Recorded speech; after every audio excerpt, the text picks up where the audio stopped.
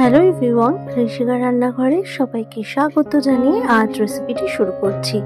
আজ আপনাদের সামনে শেয়ার করব ভেটকি মাছের কাটা চচ্চড়ি। এই একটা পদ হলেই আর আমাদের বাঙালিদের কিছুই লাগে না। এটা খেতে এতই অসাধারণ হয়, গরম ভাতের সাথে খেতে দারুণ লাগে।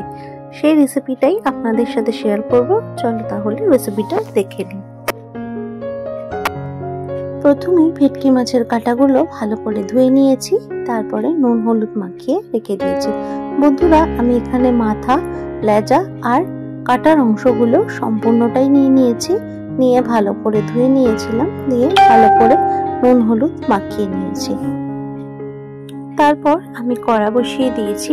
কড়াতে আমি প্রায় 3 টেবিল চামচ মতো সর্ষের তেল নিয়েছি। এখানে সর্ষের তেলটা একটু বেশি পরিমাণেই নিয়েছি, যেহেতু আমার অনেকগুলো কাটা ছিল, তাই এটা একটু বেশি তেলে ভেজে নিতে হবে। তার জন্য একটু বেশি পরিমাণ তেল আমি নিয়েছি। তেলটা প্রায় গরম হয়ে গেছে বন্ধুরা। এবার আমি কাটাগুলো এক এক করে ভেজে নেব।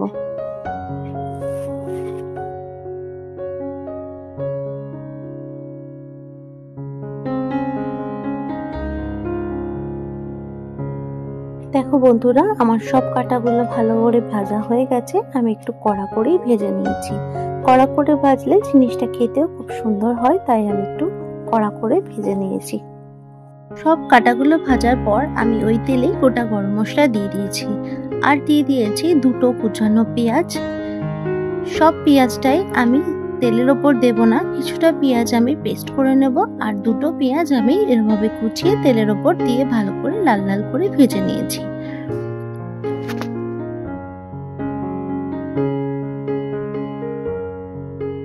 পেঁয়াজগুলো ভালোই করে ভাজা হয়ে গেছে। তারপর এখানে আমি আদা, পেঁয়াজ আর রসুন ভালো করে পেস্ট করে নিয়েছি, নিয়ে আমি তেলের ওপরে দিয়ে দিয়েছি।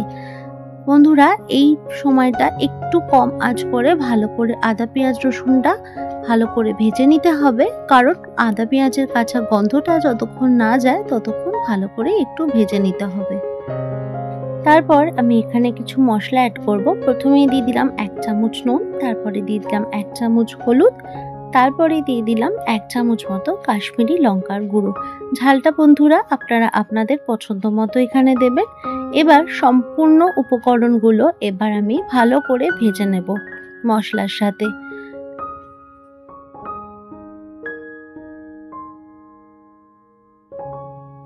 ভালোভাবে ভেজে নিয়েছি মশলাগুলো। মশলা থেকে অনেকটাই তেল বেরিয়ে গেছে।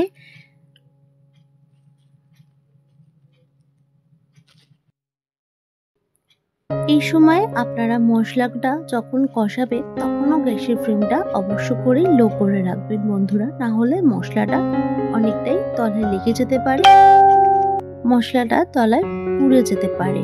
বন্ধুরা, এই রেসিপিটা যদি আপনাদের ভালো লাগে অবশ্যই লাইক করবেন, কমেন্ট করে জানাবেন রেসিপিটা কেমন হয়েছে, আর ভালো লাগলে চ্যানেলটিকে সাবস্ক্রাইব করে আমার পাশে থাকবেন।